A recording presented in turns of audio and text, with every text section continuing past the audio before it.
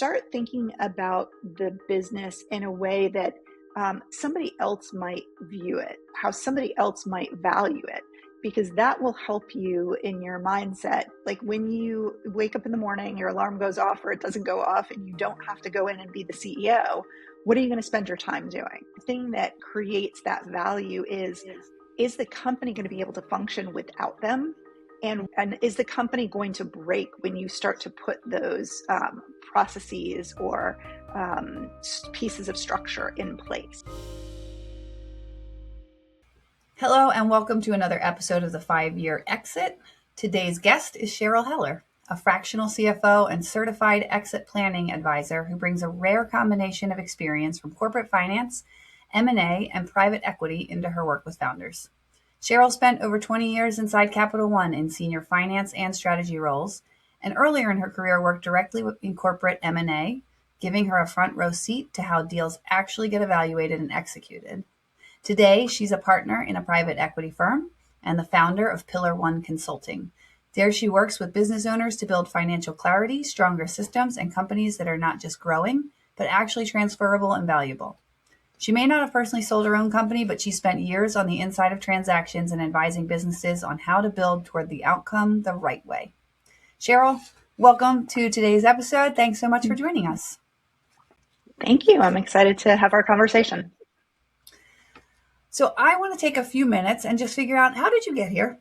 So you've had a front row seat to M&A, corporate finance, and now private equity. How did your career evolve into focusing on this side of the business? Yeah, so I started in accounting, and when I was working in accounting in the tax department, I was providing the tax perspective on a lot of M&A transactions, and I eventually sort of shifted into just being part of the M&A transaction team and did a more broad array of work rather than just the tax side of things. And so that really started me down this path of working with founders who were looking to sell their company. To previously, when I was at Capital One, we did a lot of founder led acquisitions, and then on my own, working with small businesses, trying to help the founders build value in their company so that they could then eventually realize that value at the sort of end of their journey with that company. Excellent. Okay, so you've seen deals from the inside. Do you remember your first deal that you were a part of? Gosh, that's a good question. I'd have to think back. Yeah, there was a lot of deals that we evaluated. Some went through and some didn't. But yeah, I have a great one in mind that we acquired. And, it was really interesting working with the founder and understanding his business and understanding the value that he thought his business had and looking at the value that we were ascribing to the business and trying to figure out a way to make those two values kind of come together. Do you remember how far apart you were? Like, what did he think it was worth? What did you guys value it at? So I don't remember the exact numbers, but we were far enough apart that we decided to do an earnout schedule, which nowadays I do not recommend because there is a lot of complicating factors that go into that earnout, but it really helps in those situations. It does help bridge the gap where the acquiring company doesn't want to pay as much and the selling company believes that they have the value there. They want to get that value out of the company they're selling. And it helps you get to that agreement, but it becomes much more complicated to manage the process during that earnout period. And, there's already enough complication when a large company is acquiring a very small company and you're putting in place processes, compliance rules, structure that they may not be used to having. So you're adding a lot of cost and infrastructure to them. And then they're also trying to sort of still grow their business like it is a, founder-led, founder-run business with being able to do it the way that they wanted to. And sometimes that doesn't always match up. I can bet that a lot of times that doesn't match up. When you first started doing these transactions, was that the most surprising thing, the difference in valuation and opinions? Or what were some of the most surprising things when you first got into the M&A side? Yeah, I think if I think back to the very beginning, looking at it from a large corporate environment perspective, the thing that we spent the most time on is in due diligence, looking at all the documentation, looking at all the processes, looking at all the infrastructure to make sure that we understood really what we were getting ourselves into. And a lot of times it just didn't exist at some of the smaller companies. And so we had to have a good plan for what we were going to do with that and how we were going to manage our risk getting into a company that may not have all the right documents in place, like contract wise, or may not have all their risks managed at the level that we wanted to see them manage at. And so really focusing on what those risks were and how we were going to mitigate the risk was where we spent a lot of our time. At that stage, kind of early in your career, what do you think that you understood about value creation that most founders didn't? Was it that? Was it the process piece, or was there other items? Yeah, so the reason that you look at these founder-led businesses is because they have a great product or service that is being provided to the market, and you want to bring that to your customers, right? And so, their idea generation, their strategy is always the thing that draws you to them. But the thing that creates that value is the company going to be able to function without them? And is the company going to break when you start to put those processes or pieces of structure in place, right? Like it's definitely a lot about culture, but it's also a lot about understanding how that can how those the compliance processes structure, it can really come into the existing organization and make it work, usually in a better, more efficient way. Mm-hmm. So I want to talk a little bit about the business reality of it, right? Because to what you just said, a lot of the founders and CEOs I know, they pride themselves on culture, that they've built this thing. And really what you're looking at is a repeatable asset, right? Like without any special sauce. So from your M&A and PE experience, what are buyers really paying attention to that founders often overlook? Yeah, I think as a buyer, what I pay attention to is sort of what the gap is between where they are today and where we need them to be, and how are we going to get them there. And so, and whether that is, we really need them to grow their revenue stream, or we need them to diversify their customer base, or we need them to, grow their back office team so that they can really put more releases out into the market more quickly. Is, how is the investment that we're making in the company going to really take it to the next level, and making sure that we can get there without causing other disrupting factors in the meantime. Can we just talk about each of those pieces that you just mentioned? Growing your revenue versus diversifying client base versus, I've heard before that there are about 5 different things that a buyer looks at. Maybe start with that. What's your list of things that you look at? So I think the first thing, like I mentioned, is always the product or service, right? Like, is there product market fit? Are customers buying it? And if they're not buying it, why are they not buying it? Is it just something that needs to be tweaked? Is it a marketing thing that needs to be fixed? Or is there something fundamentally wrong with the product? And then the next thing that we're going to look at is the team. So is the business solely dependent on that founder? And once they leave or mentally check out, once they get their big check, even though they're supposed to still be working, will the company go on? Or are they doing so much themselves that there's really not anybody else that's going to kind of step in and take their place?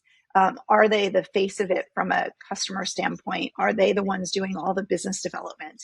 Or do they have that infrastructure? Do they have that team in place that can continue the business growth once they leave?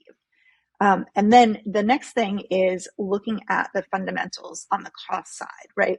Making sure that their expenses are not out of whack for the amount of revenue that they're bringing in, making sure that if we need to add expenses, that the company will be able to support those additional expenses. and really understanding how that is going to impact the going forward P&L. And then I would look at the culture of the company. And is this a group of people that is going to, well, and let me back up on that one for a second, because it really depends on the purpose of buying the company. Are you going to buy the company and fully integrate it into an existing company? In which case, you really have to make sure that the cultures match up, because if you have two competing cultures in the organization, you're never going to get anything done. If you're just acquiring it to be part of your portfolio and you're going to leave it on a standalone basis, that piece isn't quite as important, because they're still going to be sort of relatively intact on their own. But that part about integrating the culture into a larger culture is so important. And I've seen acquisitions where that's just gone off the rails in the worst way. And it's really hard to come back from that. Okay, so let's dig into each of these. Product market fit. Can you give me a story about a time when you looked into a company and there was not product market fit? Yeah. So there is a company that I've worked with in the past that was trying to develop an app. And every time we created a new feature in the app, we were convinced that, or the company was convinced that, it was going to be, that was going to be the thing that was going to drive customer acceptance. And then they would put it out in the market and there would be no customers. And there was some marketing, there was some PR, but really nobody was grabbing onto it enough to even say, okay, we've got little green shoots here, and so we should follow those. When they did customer surveys, customers would be like, yeah, that sounds great. I would love an app that did that. But nobody was really buying it. And so I think at that point, you have to look at it and say, like, there's just something fundamentally wrong with the idea. It might be a great idea, and you might think that people need it or should have it. It's like broccoli, right? Like, people, that broccoli is good for them, but if there's broccoli next to French fries, you're going to reach for the French fries, right? So how do you convince people that they should be eating their broccoli? And that's kind of like what this app was trying to do. It was just, it never really hit the mark with people saying, yep, I know I need it. And by the way, I'm willing to pay for it. Awesome. Okay. So that's when product market fit doesn't happen. I just have one side question. Were there certain features Yeah. that they rolled out that actually had little green shoots, to your analogy, that they maybe passed over in terms of the next shiny object? All the time. I think that was also one of the things that was going on there, is that there was always a shiny object between a new feature or a new go-to-market strategy. It kept shifting, from place to place every 3 months, every 6 months, and so the team that was behind the product was having a hard time keeping up with how the leadership team was kind of shifting between those things, right? And it was just not, you weren't making traction in the marketing, you weren't making traction with the engineering. Everything just kept changing from day to day. So Yeah, I like to call I know that. that the team was quite frustrated. I like to call that the good idea fairy. Just keeps coming in and landing all over the place. And Yep. I will say that in my experience, people often underestimate how long it takes for a new initiative to gain traction. Sure. For And, sure. it's like 3 months. I actually just had this conversation with a client yesterday, and he's like, I just don't think this person's the right fit because they're not delivering results. And I was like, haven't they only been in the role for 3 months? And he was like, yeah, we should see some results by now. I think we need to change directions. And I said, I don't think you've given this enough runway. Yeah. Yeah, I think that's what it is. And you get so anxious, right? Because this is your baby as a founder. You want to see it work. And when it's not working, you're like grabbing at straws, trying to figure out what is it that we can change to make it work. And sometimes it's just not hitting. And sometimes that comes from a place of financial insecurity too, right? Like, oh, we're going to Hmm. start this initiative. We have 3 months of runway. It has to work at 3 months. When it's like, well, it needs 9 months of runway. So either don't do it because now you're just wasting that money, or commit to Yeah. it for 9 months before you make a go, no go decision. So that makes Yeah. sense. All right. Product market fit. Tell me about a time when you were evaluating a business and you were like just so excited about product market fit.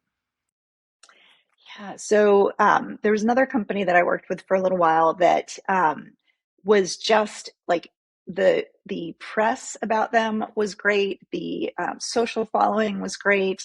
The product was getting awards, left and right, and so that made it very exciting to work with them because they were really making traction in the market, and they did a good job of, to that point that you were just talking about, letting the original version of the product kind of sit in the market and have the customers do that. They separated out the design aspect for the new, like version 2 of the product from the day to day operation. And so I think that was a huge point that helped to kind of bridge that gap between wanting to see traction, but knowing that they needed to continue to improve and have, version 2, version 3 going forward. And, seeing the response from customers, to come in to look at the product, kind of touch and feel it, and then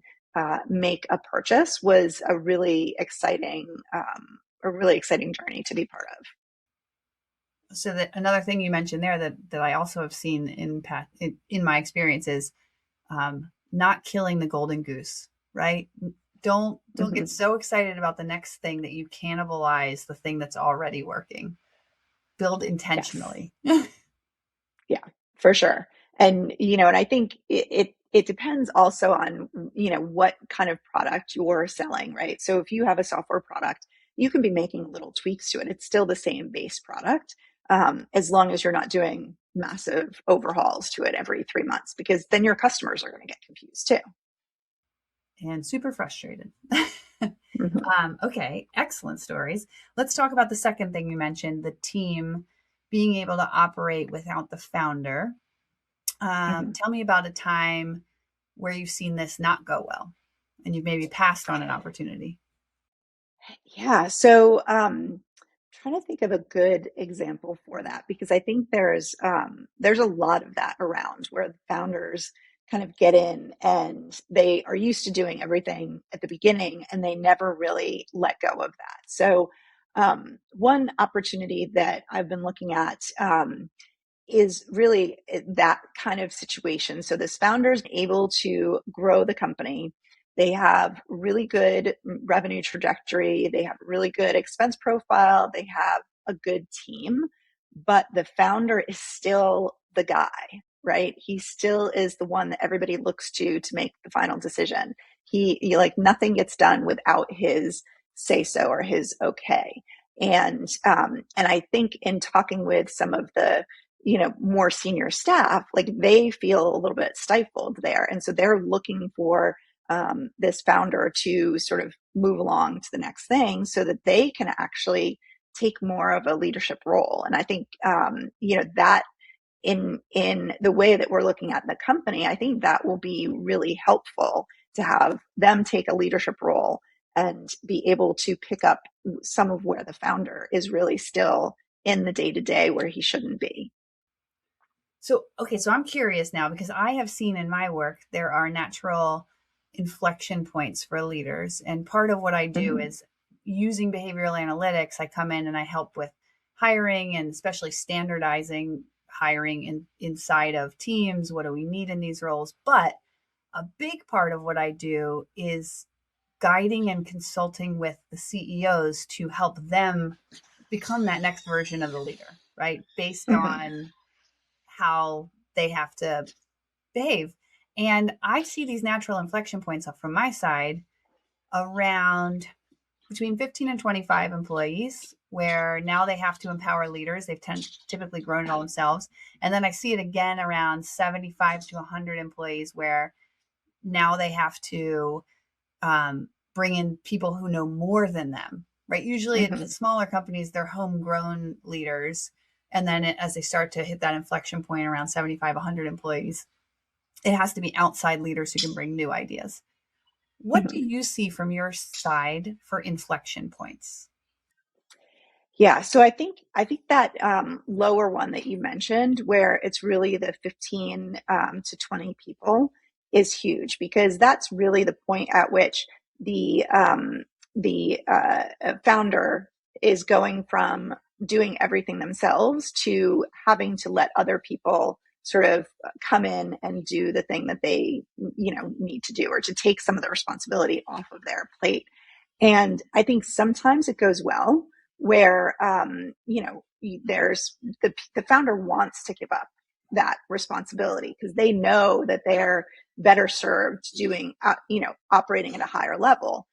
And other times they say they want to, but they're just not ready to give that up quite yet. And sometimes it's a trust issue. Sometimes it's this is their baby. They just want to take care of it and don't want to trust it to anybody. And so really working with them to get to the root of why is it that you're feeling this way? Why are we, saying one thing and doing another? And how can we help them kind of think through that process to get them more comfortable with passing on the responsibilities? How do you help, or what advice do you have for that CEO who says, I want to let go and trust my team? What have you seen actually work to help them make that mental transition?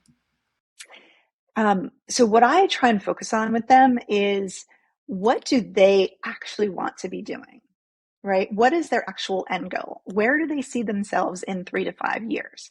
And in one case, the founder that I was working with was, we were really trying to find sort of the number two layer of folks for his team so that he could step back because there was another related but unrelated company that he wanted to pursue. And he couldn't do that if he had to keep stepping back into the original business because he didn't have that strong senior team. So it wasn't that he didn't want to let go, but he felt like he couldn't let go. And so then we worked on solving that problem of, okay, so if it's really about the team members that you don't feel like you have the right team members in place, then let's figure out who the right team members are to bring in so that you can go do that. And it's really interesting because we were going through this cycle of, some people had just left the company and he was trying to kind of fill their role. And he had sort of a person that he knew that he thought like came from a different industry, but maybe it could work. And we were all interviewing them. And then we stepped back and said, let's actually figure out what we need this person to do. And let's not bring in somebody just because you know them and they're available right now and they're a good person. Like, let's actually figure out what the role is that we need. And let's find a person that's really good at that role. And then we can kind of reframe and get you to step out of the business again. And so that really worked well in focusing on the more tactics of it. Like, what do you want to spend your time on? What do you need other people to be doing? And how can we create those roles? And maybe it wasn't one role, maybe it's multiple roles across multiple people to actually fill that gap. Yes, two follow-up thoughts on that. Number one, I see, especially at this like 20, roughly 20 person, sometimes people will go down the route, and I'm a big proponent of EOS, but I think the one disservice it does is this idea of visionary integrator, that there's one person who can come in and take everything off. I've seen much greater success when people have an integrator per department, right? Somebody who owns it. I don't know if, have you seen that as well, or do they normally, in your experience, are able to find one person? So I think it's not one person because you've got your sales and marketing, you've got your client delivery, and then you've got your operations, right? And sometimes the client delivery and the operations can kind of overlap depending on what kind of business it is.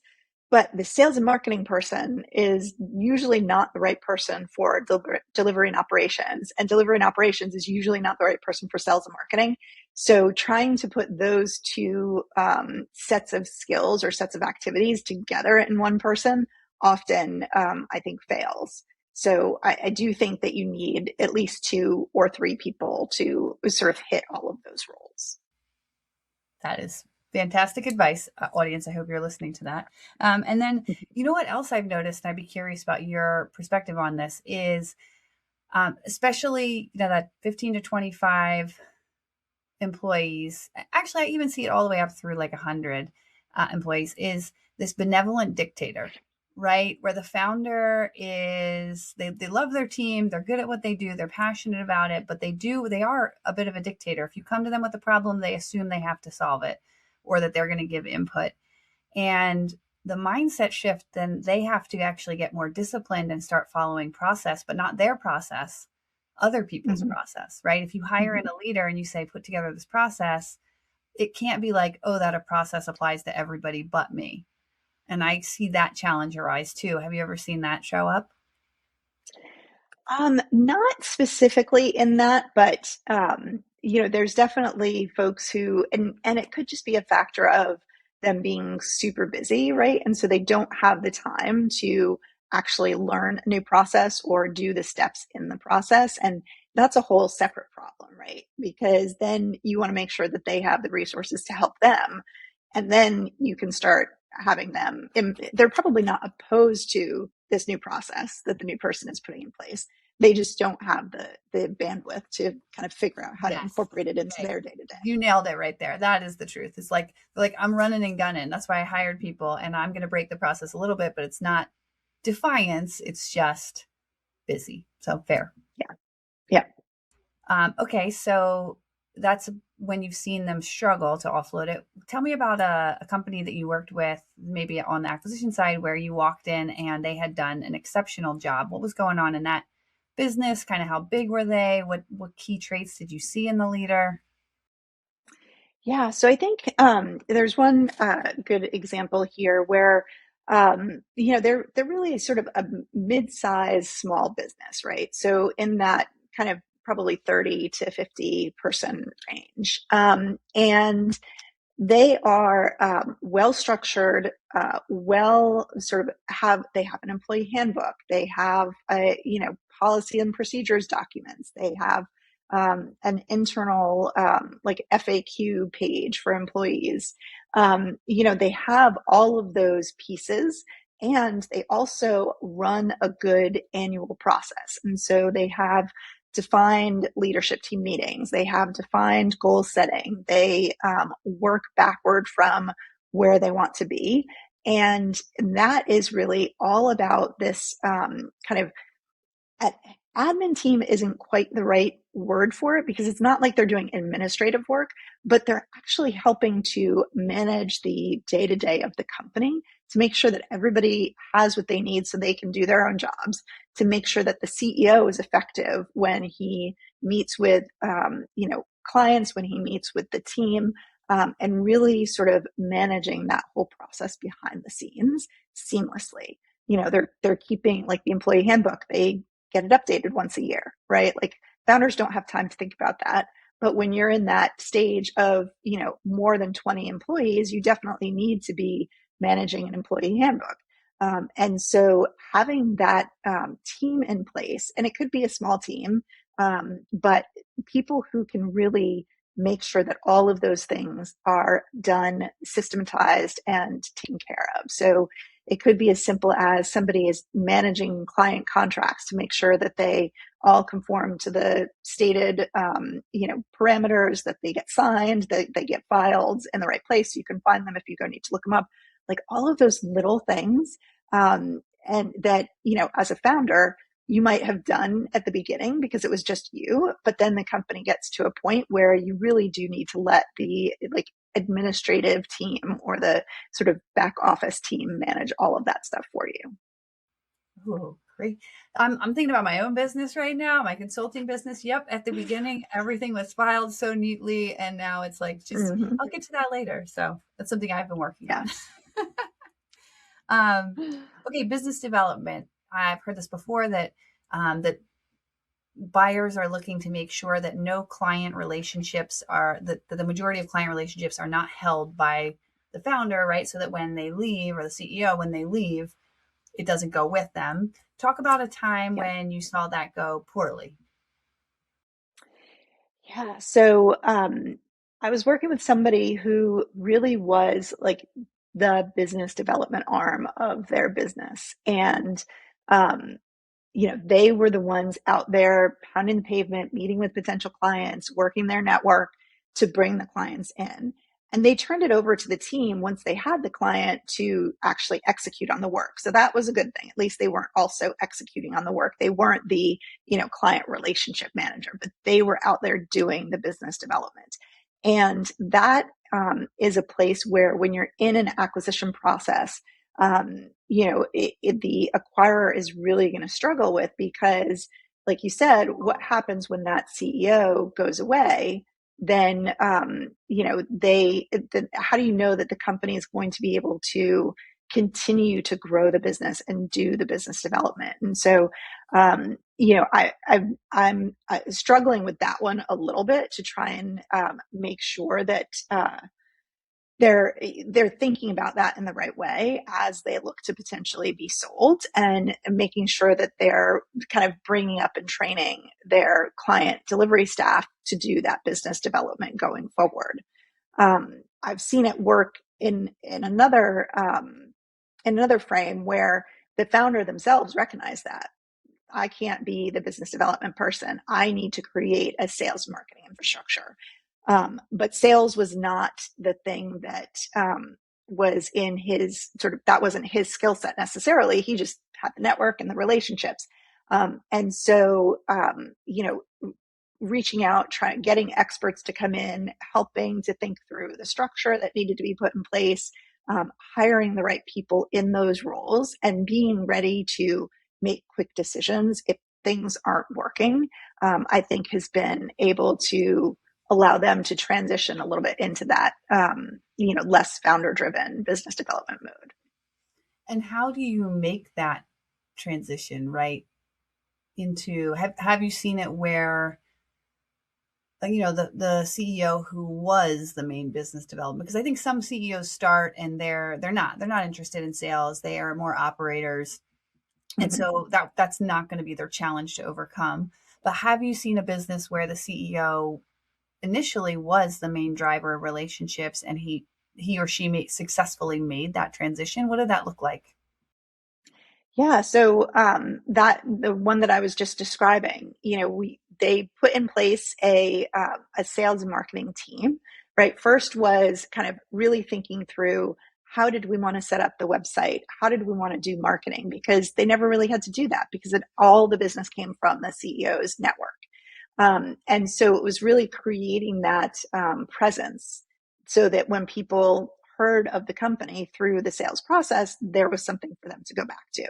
And then it was leveraging, outside.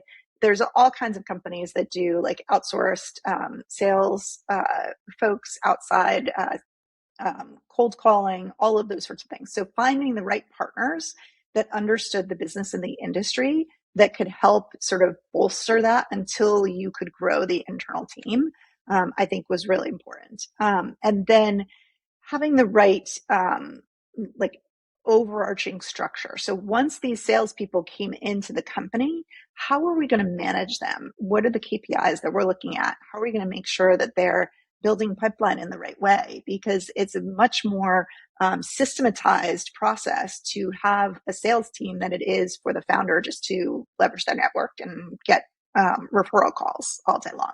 And so really putting that process in place, figuring out what those metrics are, and how do we hold the sales team accountable to them? And it's a long process. Like, it wasn't overnight, right? This is something that's been going on for probably 2 to 3 years, and they're still kind of working through the right way to do this. Did the founder, I've noticed sometimes they love sales, they are not great sales managers, and some great salespeople do step well into that role of sales manager. Was this founder the right person to be the sales manager, or did they end up hiring somebody to sit in that seat? So they are great at client relationships and selling with the client, but their experience was not in the sales management framework. And so for them to figure out how to manage a salesperson without somebody else coming in and saying, actually, these are the things that are important when you have a salesperson out in the market targeting clients. This is how you know if that salesperson is going to be successful.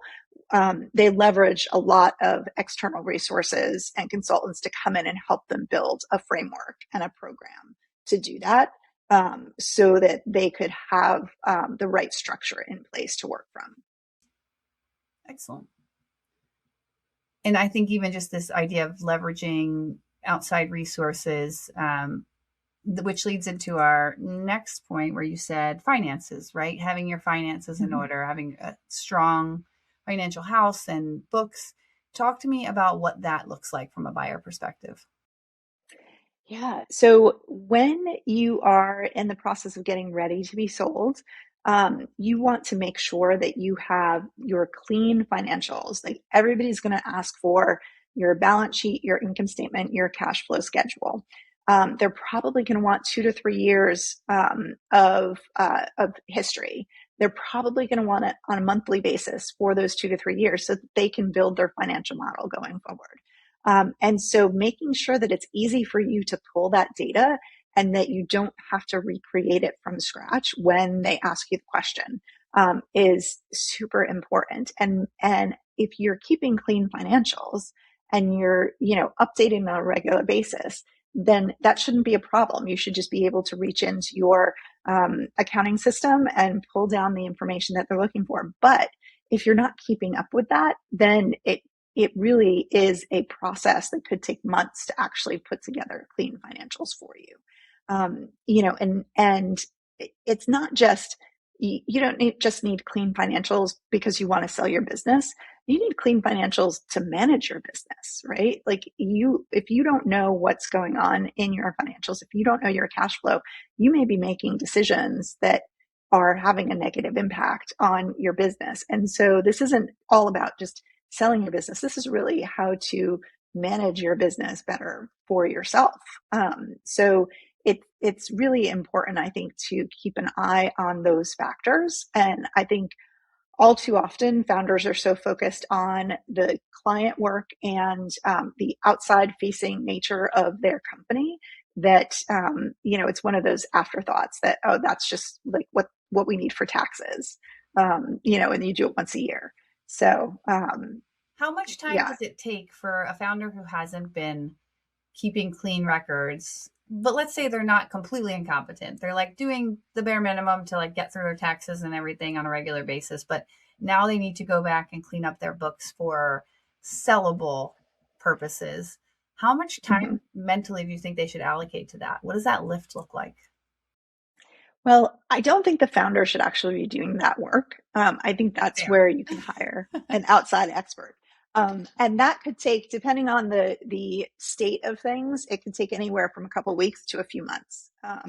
And depending on, how much activity there is, what's going on in the business. So, but I do think the founder should plan to spend regular time, a couple hours a week, probably over the course of that time period, to meet with the people that are doing the cleanup so that the founder can be guiding them in the right way. Because, you can look at your, like, say you keep up in QuickBooks, but, it's just kind of a mess. Like, you can only make so many decisions without having the context. The founder is the one that's going to have the context. And so really having that be an interactive relationship is going to be beneficial for everybody.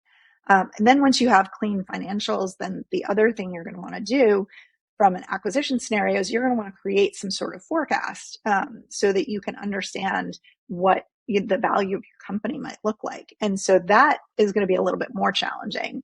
I would definitely advocate with outsourcing that as well. You don't want the founder, creating financial models unless that's their skill set. And that's going to require a lot of founder time too, a few hours a week to get that up and running. I once heard someone say that the speed of my business is dictated by the frequency of my meetings with my leaders. And Mm. I see that often in the financial side of house, especially if it's an operator, someone's really good at sales. They don't want to be down in the weeds of the numbers. And so they think, I'll just let somebody else handle it, or I'll get to that in a couple of weeks. I love your advice here of no, block out a couple hours a week on your calendar, because the more frequently you meet with your finance professional, the faster you'll get through this, right? Yeah. Yeah, absolutely. Can you tell me about a time in a business, either one you were acquiring or one that you worked with, where you came in and the founder thought they had good financials, and then that turned out not to be the case, and then what the process looked like from there?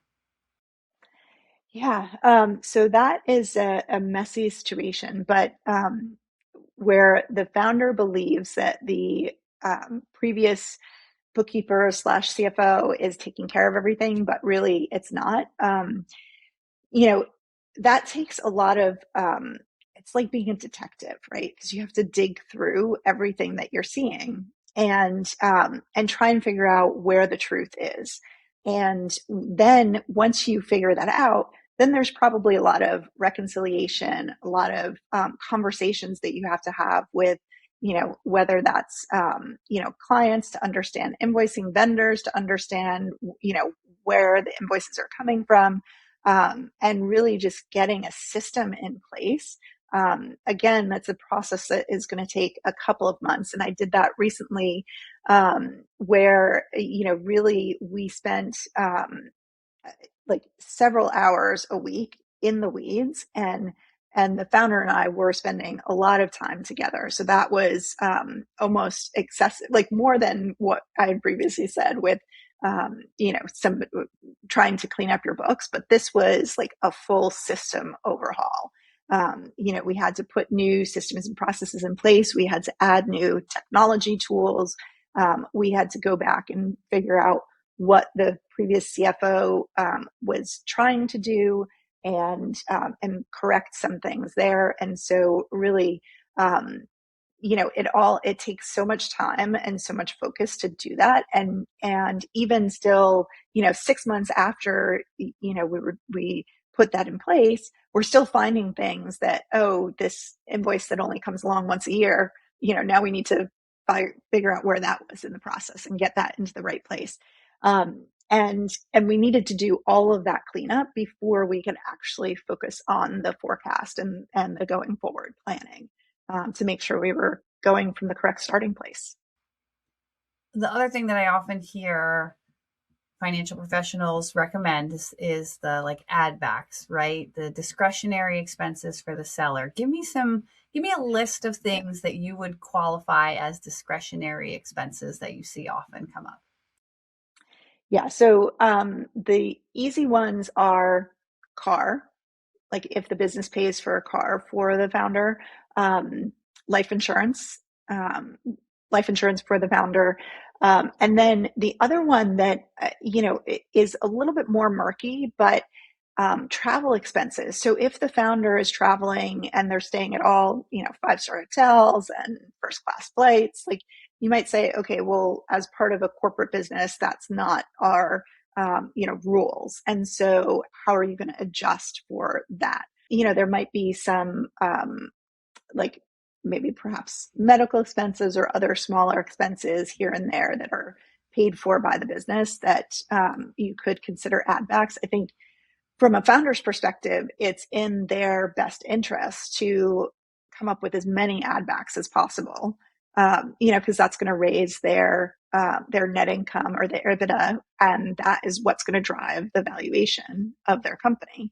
And so, I think being really clear when you're doing your financials, like, could this be an ad back or not? And maybe, separating it out in your financial statements so that it's easy to pull up when you get to that point. People don't think about things that far in advance, but that's definitely something that, with a little bit of planning, could have a big impact. I think another one I've heard of too is like education conferences. If you're a member of like Vistage or EO or YPO, those things that maybe CEOs are doing for their own personal edification and growth are not necessary business expenses, right? Yep. And then the other thing too, actually, that just came to mind, if you're paying any sort of advisor for like to sell your business. You might have an advisor that you work with over the course of a couple of years. Those fees won't be like once the business is sold, you won't have those fees anymore. So that could definitely be considered an add back. Excellent. All right. And then the last one you mentioned was culture. And you talked about, tell me about a time when the culture just, everything else looked good, but the culture maybe was the deal breaker. So I have a situation where the deal actually went through, and then we had to deal with the culture breakdown, and this sticks in my mind. And so I think it's not exactly the example you're asking for, but I think it's a good one. So the culture was so strong in the acquired company that on the day of conversion, when we were converting all the systems, converting all the brand, the old parts of the old leadership team actually held a funeral for the brand and the logo in the office Oh, where wow. we all were. And it was just so clear the struggle that they were having giving up their brand identity. And it became something that we focused on so much. And, you like to think you can just go in there and say, well, here's your new brand. Like, this is the answer, we acquired you. But it doesn't always work like that. And, What these are did the you new do? like rules. It was a very slow process. It took years to get to the point where people were, accepting of the new way of doing things. And it wasn't until a lot of the sort of old leaders were no longer with the company. I think, unfortunately, that's, the way it went in that situation is that we just needed some turnover of people, and we needed some new people that, had a fresh perspective. Yeah, I could definitely see that happening. It's very hard to shift that, especially if they're still mourning the loss, right? Mm-hmm. Which I think could be Yeah. a whole other podcast episode. Let's say to someone listening to this, they're a founder, CEO, they're 5 years out from that potential exit point. Mm-hmm. What should they start doing now? Like, what would you say is the roadmap from here to there? And you mentioned something early on when we were talking about what happens if you get an offer before you expect it. So, can you Mm-hmm. kind of help lay out the roadmap for someone who's listening to this and thinking about selling and some things to consider? Yeah, so I think the first and biggest thing to do, and something that we spent a lot of time talking about, is figuring out how to pull yourself as the founder out of the day-to-day running of the business. And whether that's hiring the right people or creating an infrastructure around the operations.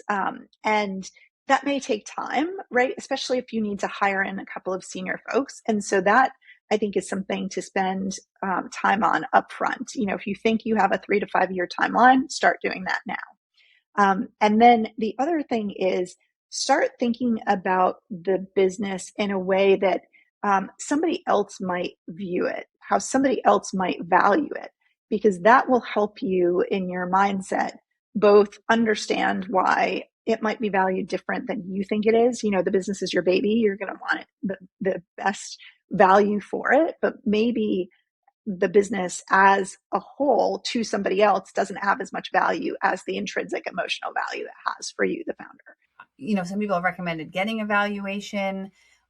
If a founder is thinking about that, and where would they even go to get an idea of Yeah. a valuation? So there's a couple of different ways that you can look at that. So usually your CPA firm has somebody on staff that can do a valuation, but this isn't something that you want to spend a ton of money on. And so if you have a CFO, if you have, a controller, they can probably walk you through a pretty high level process.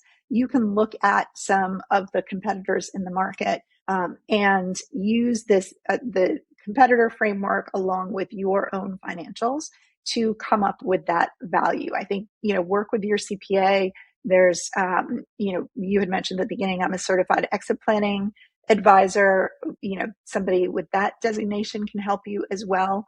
And really understanding what that value is going to be one of the first steps in the process, because then you can figure out what's going to make the value higher, right? Like, what infrastructure do you need to put in place? Do you need to, like, how do you grow your clients? All of those things that can really narrow down into your action plan for the next 3 to 5 years. What are the steps you're going to take? And so you've said try to get an idea of the value where you're at now, maybe where you can go. And I know that you can get some outside valuation help from people, as you mentioned, and usually they'll be able to pinpoint, right, some ideas of where in those areas you're weakest. What Mm-hmm. One of the things that I want to mention here is I work with CEOs to build great leadership teams. And I mentioned before about putting one kind of integrator per department, one main director. What I've noticed is it's much better to focus on one key leader a year and really pouring into them and making sure they're set up for success than to try to figure it out all at once. What do you think that timeline looks like if they need to up level their leadership team?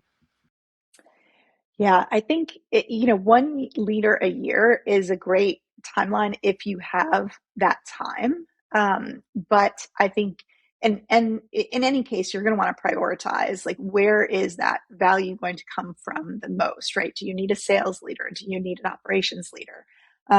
And but I do think that if you want to sell in 3 to 5 years, one leader a year might be a little bit longer time than you have. And so maybe, shortening that time frame to one leader every 6 months, where you can really focus and get somebody running, and then you move on to the next one. It doesn't mean you're not still checking in with that first person, but you might not spend all your time focused with them.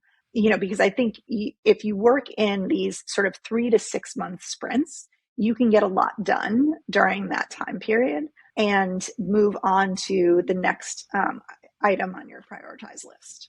Yeah.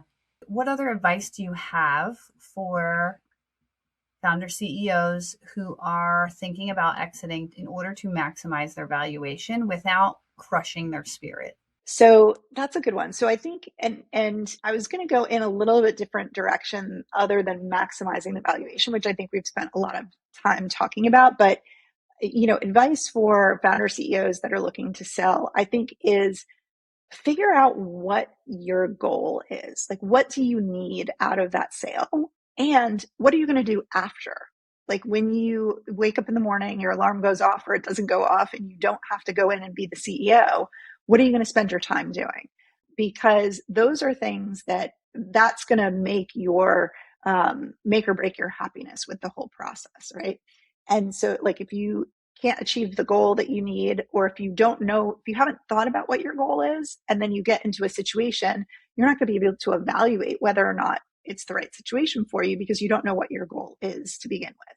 But I think to maximize the value is really to, create that rolling 3 to 6 month plan where you're not trying to do everything at once, but you can tackle one thing, one prioritized activity at a time, to make sure that you are moving towards that maximum value. Get your team in place, get your financials in order, make sure that you understand the strategy of your business and how you can build that strategy. In thinking of that with the mindset of, why would somebody want to acquire your business, right? Like, you don't want to build a whole new strategy, a whole new line of business that somebody else isn't going to want to acquire. So thinking of it as a whole, what's going to make the business most attractive to an acquirer? I probably could continue talking to you for another few hours, and maybe I'll bring you back on to share an in-depth case study. But I really appreciate your time today, and I think that this has been incredibly helpful for the listeners. So thank you very much for your time. Thank you. This is the 5-Year Exit with Becca Shea. Thanks for listening. And if you're interested in learning more about how we help CEOs and founders build great leadership teams that can work without them, go ahead and book a call with us. We'd love to talk more.